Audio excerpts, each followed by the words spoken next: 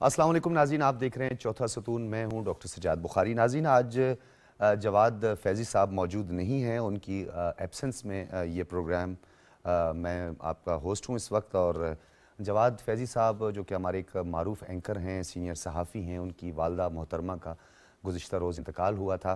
मुख्तलिफ़ सियासी, समाजी और सहाफ़ती हलकों की जानिब से भी उनकी वालदा के इंतकाल पर अफसोस का इजहार किया गया है, और पाकिस्तान टेलीविज़न और हमारी तमाम टीम और इस वक्त जो मेरे पैनलिस्ट मौजूद हैं उनकी जानिब से भी जवाद फैज़ी साहिबा की वालदा की दर्जात की बुलंदी की हम दुआएं करते हैं। अल्लाह पाक उनको जन्नत फिरदौस में आला मकाम अता फ़रमाए, और अल्लाह पाक जवाद फैज़ी साहब और उनके अहलो अहबाब और उनकी फ़ैमिली को सब्र जमील अता फ़रमाए। हम सब की दुआएं उनकी वालदा मोहतरमा साहिबा के साथ हैं।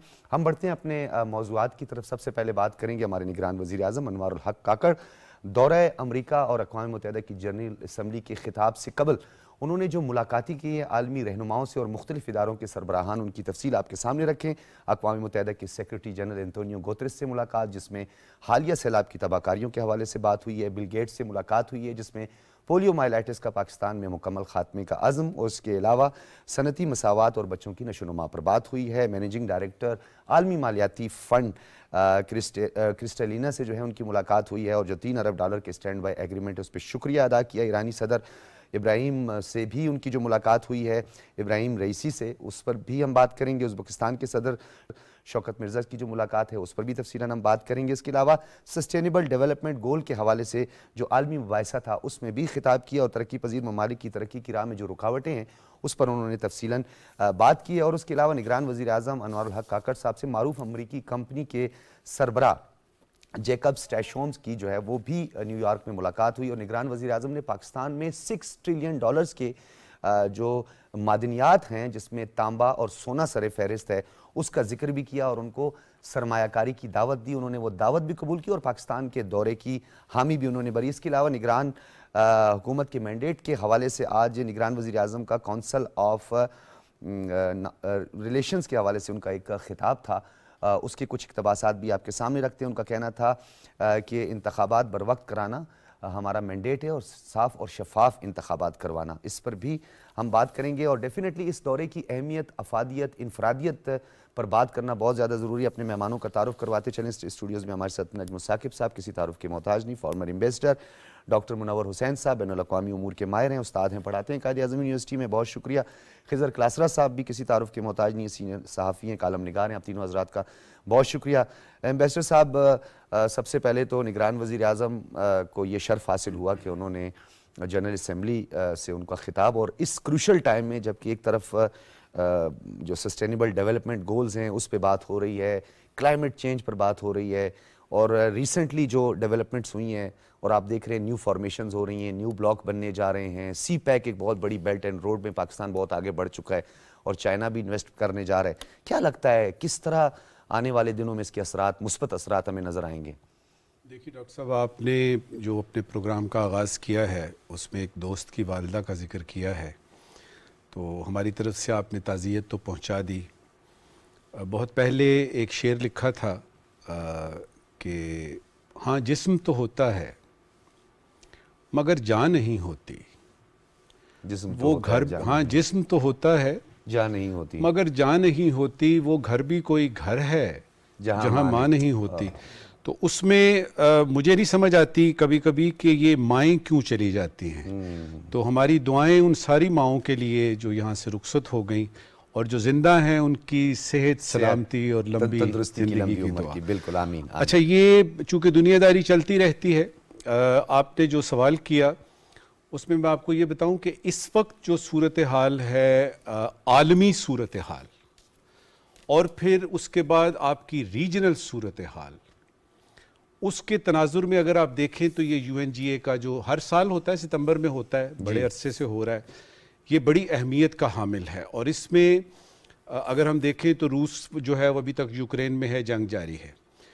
चीन और अमेरिका का जो ट्रेड वॉर चल रही है, उन चाइना कंटेनमेंट की जो खुल के जो बाइडेन साहब ने नेटो की एक यानी कॉन्फ्रेंस में ब्रसल्स में खुल के कहा था कि हमें चाइना को कंटेन करना है, वो चल रहा है। अफ्रीका में आ जाएं आप, लैटिन अमेरिका में आ जाएं आप, अब एशिया में आ जाएं, मिडल ईस्ट को देख लें, अफगानिस्तान की सूरत हाल देख लें, तो मेरे ख्याल में ये उन चंद अहम लम्हात या अहम मौक़े में से एक मौका है कि पाकिस्तान को अपना मतमा नज़र जो है, पाकिस्तान को जो अपने स्टैंड पॉइंट्स हैं बुनियादी जो कि इम्पॉर्टेंट आपके एरियाज़ हैं, तो उसमें कल वज़ीर आज़म साहब की होगी तकरीर वहाँ पे।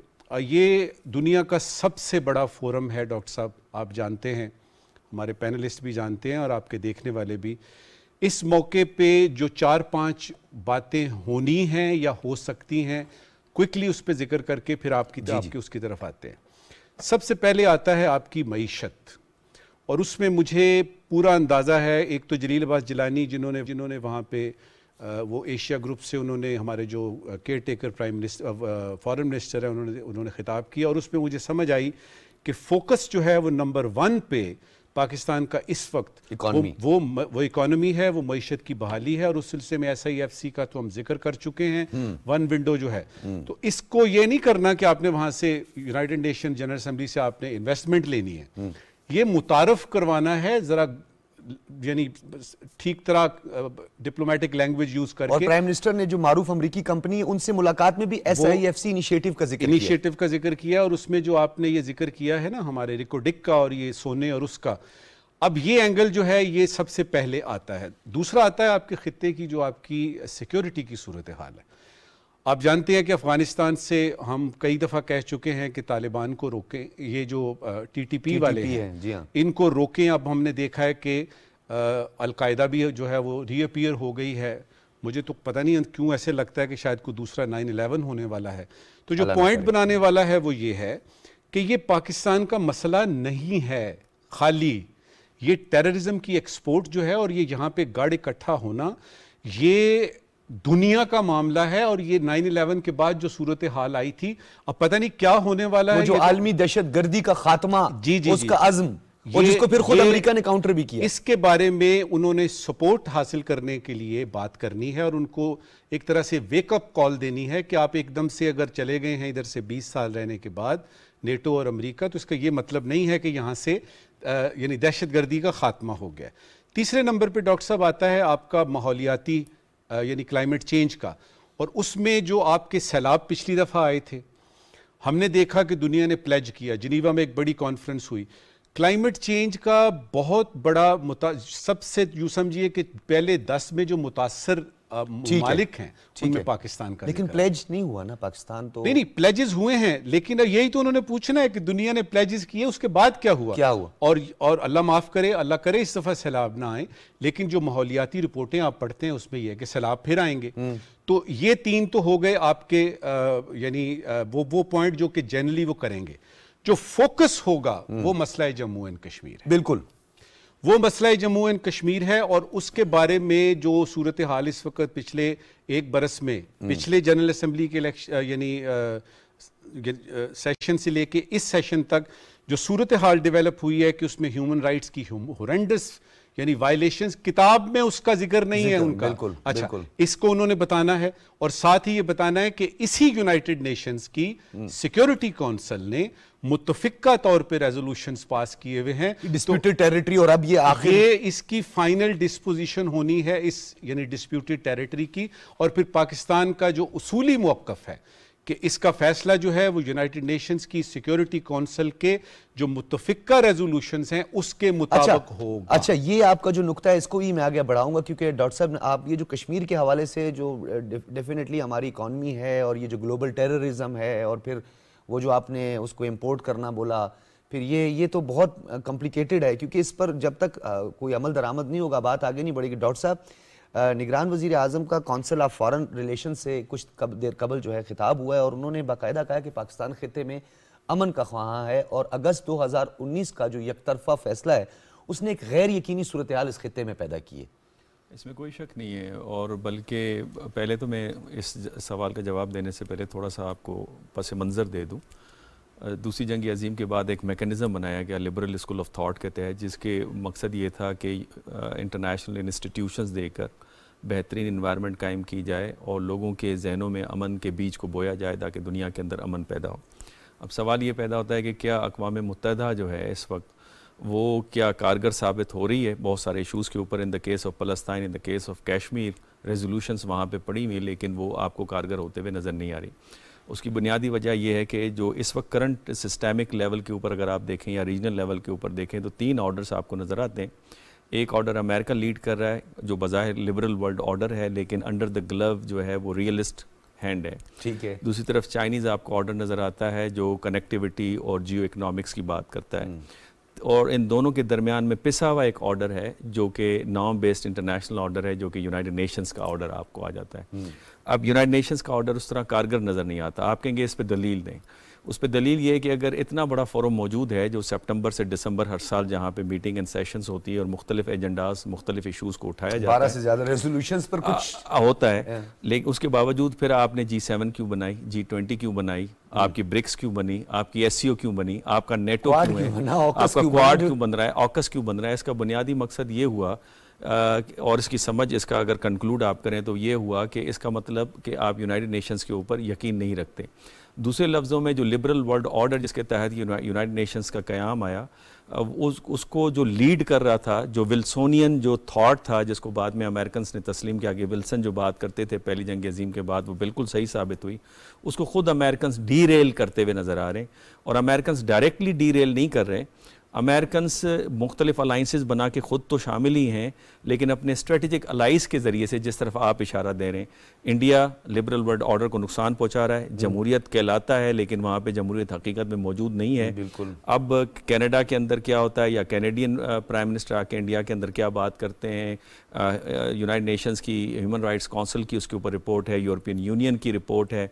लेकिन डॉक्टर साहब, सॉरी टू कट यू, जो आप बात कर रहे हैं, डेफिनेटली 45 में ब्रसेल्स में जो सर जोड़कर ममालिक बैठे थे जिन्होंने लीग ऑफ नेशन के बाद अपने मफादात के लिए एक झेली इदारा बनाया था, गो कि हमारा तकिया नहीं है उस पर। वी नो कि उनकी क्रेडिबिलिटी के हवाले से भी हमारे मुख्तलिफ वज़राए आज़म और सदूर भी सवाल उठा चुके, लेकिन आलमी फोरम पर एक आवाज़ तो उठाई जाती है ना। ये कैसी आवाज़ है जहाँ पे आपके 5 परमानेंट मेंबर्स में से 4 वहाँ पे मौजूद ही नहीं है, उनके सरबराह सवाए जो बाइडन के। तो वहाँ पे कंटेनमेंट ऑफ चाइना जो है वो एक एजेंडा जो डॉक्टर साहब, कंटेनमेंट चाइना नहीं हो सकती। उसकी वजह ये कि दोनों ट्रेंड्स आपको साइड बाय साइड नज़र आ रहे हैं। एक तरफ कंटेनमेंट की बातें हो रही हैं, लेकिन ट्रेड आप देखें $760 बिलियन की तो ये 2022 के अंदर ट्रेड है।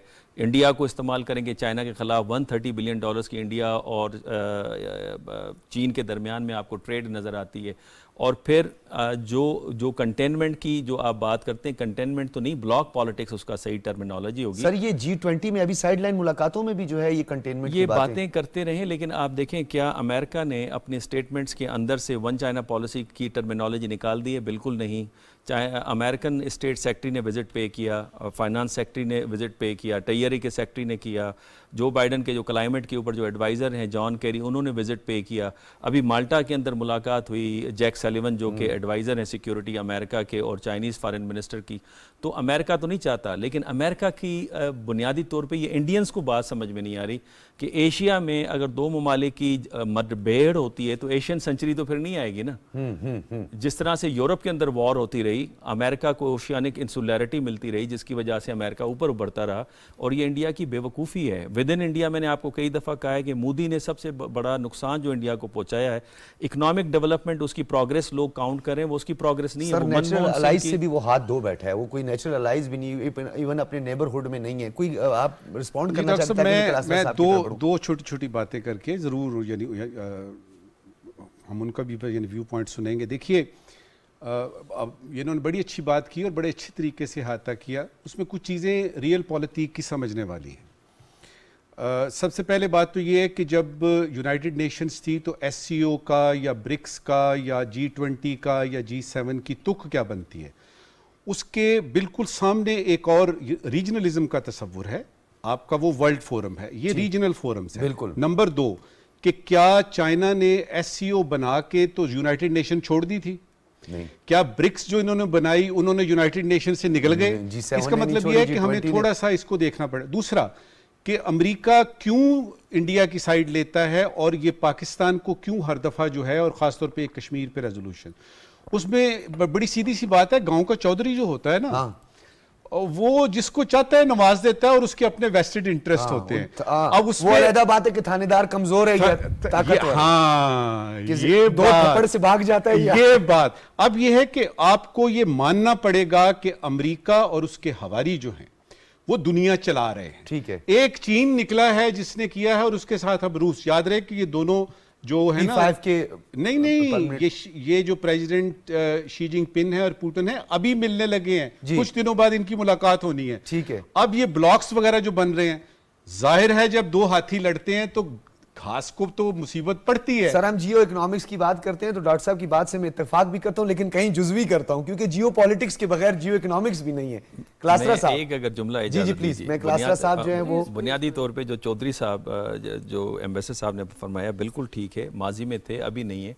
उसकी एक आपको डेटा रख रहे थे तो ब्लूमबर्ग्स ने एक अभी डेटा शेयर किया जिसके मुताबिक अमेरिका 33 ट्रिलियन डॉलर्स का मकरूज है, उसकी आमदनी 24 ट्रिलियन डॉलर्स है, जो कि उसकी जीडीपी का 120% उसका ऊपर कर्ज है। आपके ऊपर तो 80% है, आप चीख रहे हैं 120% है। हुजूर वो कर्जा उसने कभी देना है, बिल्कुल। खैर वो जिस मुल्क का है उसकी कंटेनमेंट का भी मामला बहुत ज्यादा कर रहे हैं, अब इसलिए वो खामोशी। क्लासरा साहब आपकी तरफ आऊंगा। जिस तरह think tank council of relation से अब निगरान वज़ीर आज़म अनवर काकड़ ने खिताब के दौरान कालाधन, टीटीपी और दाइश की बढ़ती हुई दहशतगर्दी आलमी अमन का दोबारा से खतरा करार दिया, तो अफगानिस्तान के हवाले से सिंपल स्ट्रेट फॉरवर्ड हमारा स्टांस अपनी जगह पे बरकरार है। डॉक्टर साहब इस तरह है, इसको बिल्कुल सादा और सिंपल करें और सादा अल्फाज में बताएं तो हमारे प्राइम मिनिस्टर साहब एक बहुत बड़े फोरम पे गए हैं और मेरा ख्याल है कि वो बड़े बेहतर अंदाज में अपने मुल्क का मुकदमा जो है रिप्रेजेंट कर रहे हैं, वो रिप्रेजेंट कर रहे हैं। और वो आए भी अभी ही हैं, थोड़ा उन्हें हुआ है, लेकिन वो बड़े मुनासिब अंदाज में, बड़े मुफस्सल अंदाज में इन चीज़ों को बयान कर रहे हैं। टीटीपी हो, दैश हो, अलकायदा हो, ये हमारी सरदर्दी जो है ना बड़ी देर से आ रही है और इसका हिस्सा हम नहीं बने थे, हमें बनाया गया था। जिस अमेरिका का जिक्र हो रहा है, जिन दोस्त मुल्कों का जिक्र हो रहा है, जिनको हम शायद अब मुख्तलिफ नामों से और एक ऐसा तासुर जा रहा है कि शायद वो हमारे मुखालिफ हैं या मुखालिफ थे या मुखालिफ बनेंगे, उनके साथ हमने एक बड़ी लंबी जंग लड़ी है अफगानिस्तान में और बहुत ज़्यादा नुकसान भी उठाया है। मेरा ख्याल है प्राइम मिनिस्टर साहब को इस फोरम पे इस चीज़ को ज़्यादा हाईलाइट करना चाहिए। और अब जो हालात हैं वो इंडिया के एक तरफ अफगानिस्तान से जो कुछ हो रहा है टीटीपी की शक्ल में या मुख्तलिफ ग्रुप्स की शक्ल में, या वो जिस तरह ऑर्गेनाइज हो रहे हैं और जिस तरह हमारा नुकसान हो रहा है, वो बड़ा काबिल मुज़म्मत है। हमारे साथ हर दफ़ा ऐसा ही होता चला आया है कि हमें यहाँ उलझा के फंसा के अमेरिकन भी चले जाते हैं, बाकी फोर्सेस भी चली जाती हैं और आखिर पे हम और वो दस्तों गिरबां होते हैं और नुकसान हमारा होता है। तो काकड़ साहब को, प्राइम मिनिस्टर साहब को भरपूर अंदाज में अपनी दी गई कुर्बानियों का जिक्र भी करना चाहिए। और नजमुल साकिब साहब ने एक बड़ा ही जाते हुए एक जुमला छोड़ा है जो मुझे तो चिपक गया है। उन्होंने कहा है कि दोबारा 9/11 ना हो जाए, अल्लाह ना करे ऐसा हो, क्योंकि शायद दुनिया को इस चीज़ का अंदाज़ा नहीं है कि 9/11 के बाद क्या होता है। हमें बखूबी अंदाज़ा है कि आपको कितनी कुर्बानियां देनी पड़ती हैं। कितना साहब आपने जो बात की कि हमें हमेशा, हम अभी इसको सादा लफ्ज़ों में यही कि जी हमने एक बेवफा दोस्त का सामने है जो आधे रास्ते की दोस्ती हमारे साथ करता है, लेकिन हमें ये भी याद चाहिए कि मफादात की दुनिया में मोरालिटीज़ और साथ देना या अलाइज ये वक्ती तौर पर हैं, ये शायद नहीं, बाज़ दफ़ा मजबूरियाँ भी होती हैं, बाज़ दफ़ा सारा उसमें भी नहीं होता। हमें बासियत कौम भी चीज़ों को देखना चाहिए और उनके मुताबिक भी हमें खड़ा होना चाहिए। हमारे अंदरूनी हालात का भी इशूज़ है, हम कितने ज़्यादा मुश्किलात का शिकार हैं और उसके बाद आलमी सतह पे भी हमें बहुत सारे मुश्किलात का सामना है जिन्हें हमने क्लियर करना है, वाज़े करना है। अब अमेरिकन को भी एक दम से हम झटक के साइड पे नहीं कर सकते, उसका झुकाव जिस तरफ भी हो, जैसा भी हो, लेकिन फिर भी हमें अपने मफादात की खातिर उनके मफादात ना ही सही, उनके साथ भी वो करना चाहिए। और अफगानिस्तान वो कंबल है कि हम तो कंबल को छोड़ना चाहते हैं, कंबल हमें नहीं छोड़ रहा, कंबल हमें नहीं छोड़ रहा। अब डॉक्टर साहब बैठे नहीं, कंबल से हमने तकरीबन जुज़वी जान छुड़ा ली है, लेकिन अब जान छूटने वाली है। हमें ज्यादा तवज्जो उस चीज पे देनी चाहिए और प्राइम मिनिस्टर साहब का बड़ा ही अहम दौरा है और उनकी मुलाकातें भी हैं। अच्छा, उनकी जो कबल वक्त तो कुछ भी नहीं कहा जा सकता, लेकिन उनका जो जनरल असम्बली से खिताब है उसके कुछ इक़्तिबासात, उनकी ये हालिया जो मुबाहिसे हुए हैं और जो फ़ौरन और आलमी रहनुमाओं से मुलाकातें हुई, उससे अंदाज़ा हो गया है कि ग्लोबल टेररिज्म से लेकर कश्मीर और क्लाइमेट चेंज जो है वो उनका फोकस रहेगा। एक ब्रेक के बाद इस पर मजीद बात करेंगे।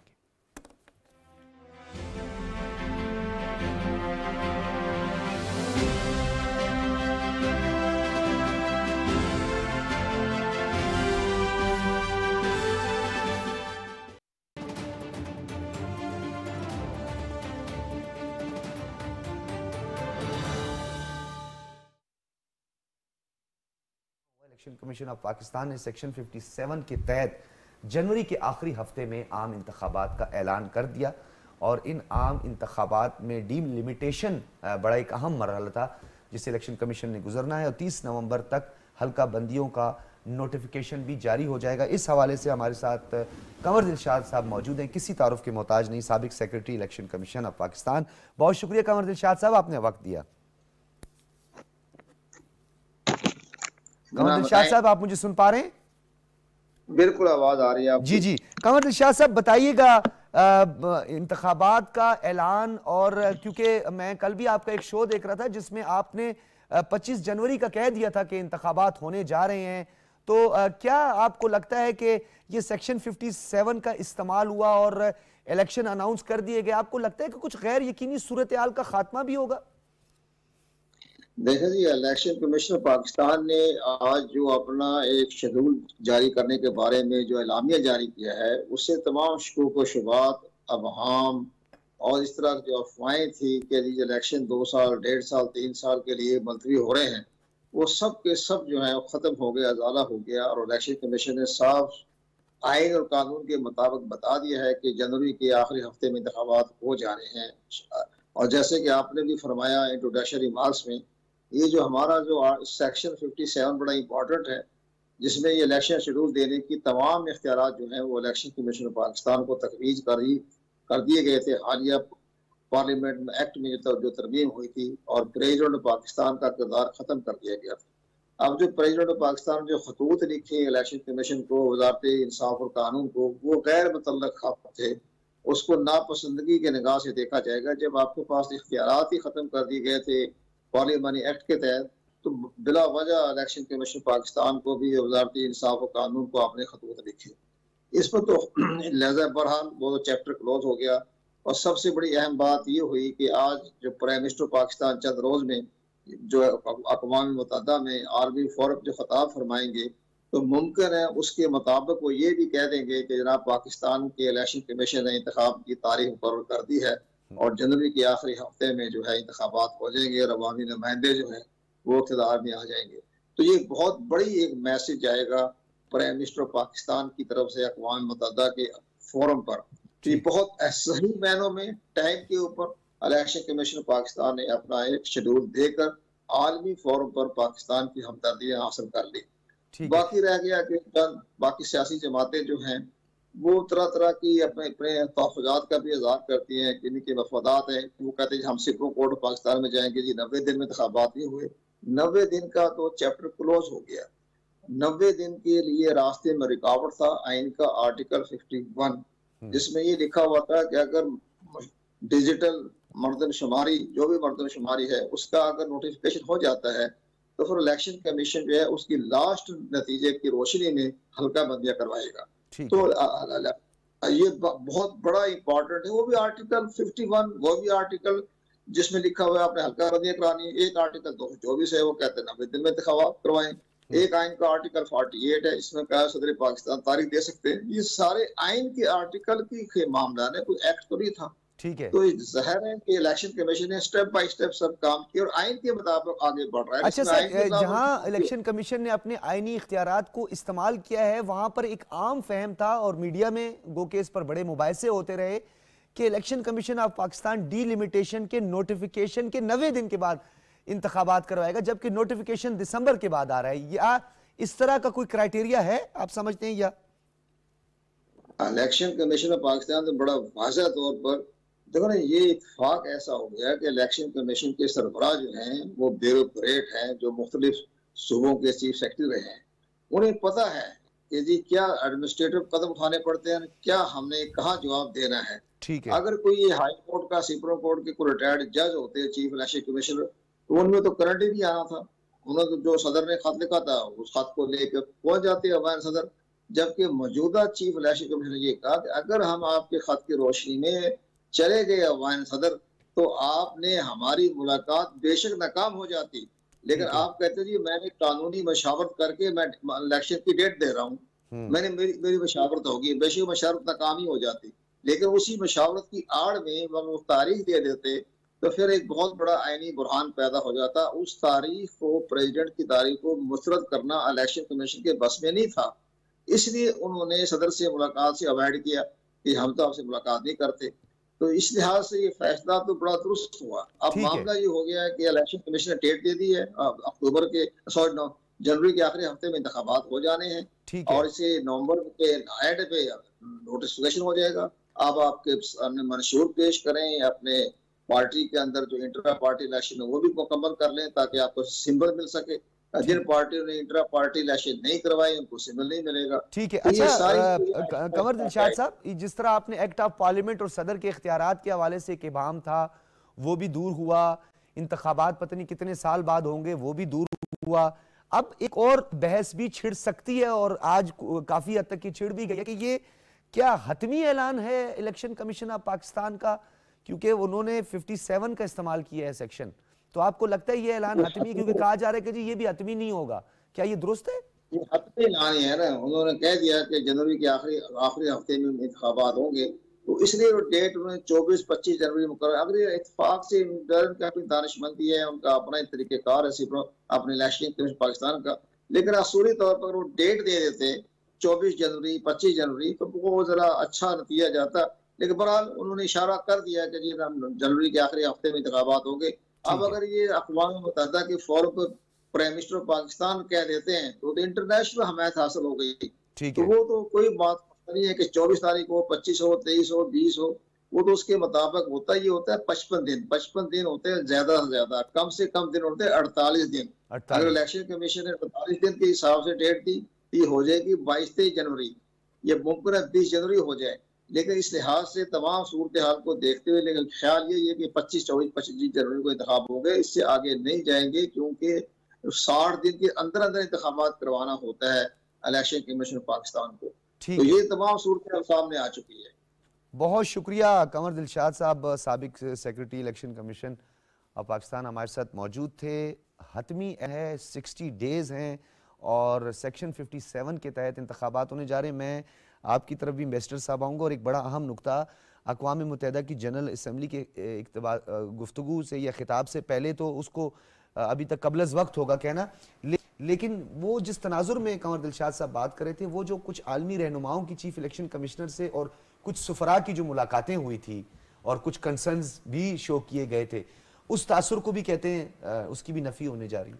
देखिए, आप भी जानते हैं, मैं भी जानता हूं कि सुप्रीम कोर्ट ने 224 का जिक्र किया कॉन्स्टिट्यूशन का कि 90 दिन का।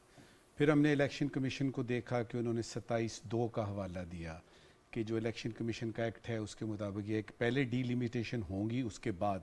फिर हमने सदर साहब का वो ख़त भी देखा जो कि इनको लिखा गया इलेक्शन कमीशन। फिर हमने जो इलेक्शन कमिश्नर हैं उनका ख़त देखा और उसमें भी हमने देखा कि कौन सी ज़बान इस्तेमाल की गई।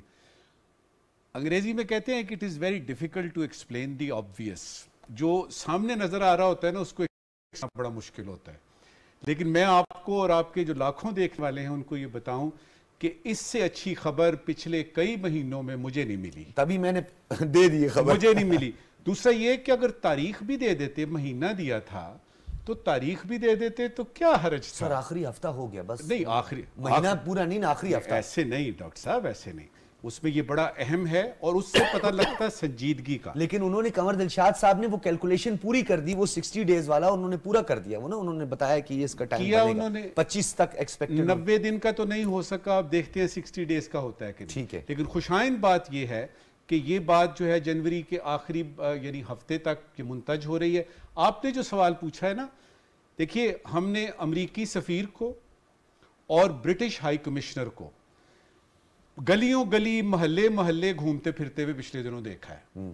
और उन्होंने वो जो कहते थे ना दहशतगर्दी का मुका करे, डू मोर, और उसके बाद ये कि जी काउंटर टेररिज्म और बॉर्डर सिक्योरिटी, वो एकदम से पीछे चला गया और उन्होंने कहा जी इलेक्शन करवाएं जी, और फेयर एंड फेयर इलेक्शन करवाएं, और उस पर उन्होंने लंबी लंबी तकरीरें की हैं।